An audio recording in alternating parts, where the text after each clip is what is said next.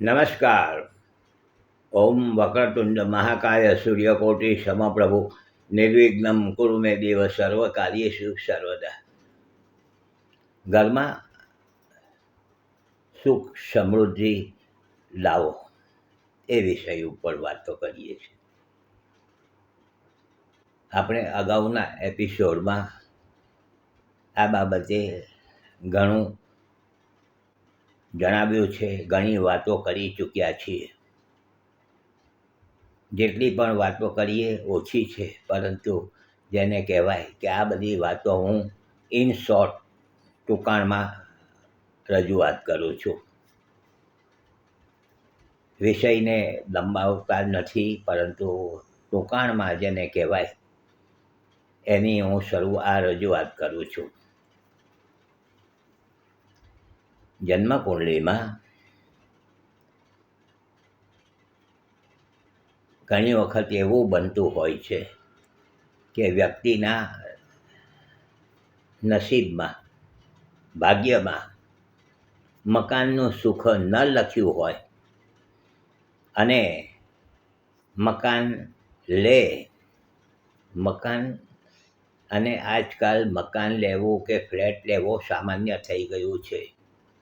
બેંકોમાંથી loan મળી જતી હોય છે, મકાન લેવાઈ જતું હોય છે. પરંતુ શબ્દ બોલું છું કે મકાન કે જગ્યા લીધા પછી વ્યક્તિને પરેશાની ચાલુ થઈ જાય છે.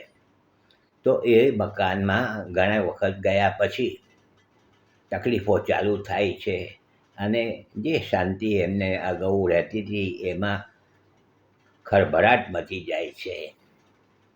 અને એક ઘરના વ્યક્તિ જે મુખ્ય હોય છે એને તકલીફ આવે એટલે આખા ઘરના બધા જ સભ્યો એને લઈને પરેશાન રહેતા હોય છે. ઘરના જે સભ્યનો મેઇન માણસ છે, મુખ્ય માણસ, હવે એના ઉપર જ બધું ચાલતું હોય અને એ વ્યક્તિ જો થોડાક અટવાઈ જાય ધંધામાં કે બીજી રીતે લોનના હપ્તા ભરવામાં, તો એના લઈને ઘરના બધા જ સભ્યો ટેન્શનમાં આવી જતા હોય છે અને સુખ સમૃદ્ધિ જે આપણે વાત કરીએ છીએ તેમાં રૂકાવટો આવી જાય છે.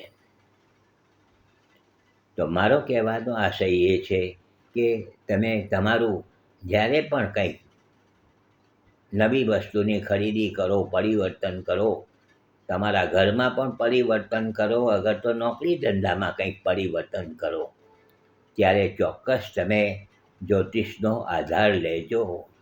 તમારા જન્મના ગ્રહોને તપાસજો.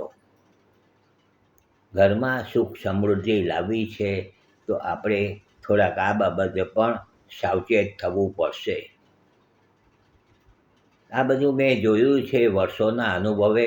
જ્યોતિષનું કામકાજ કરતો હું છું.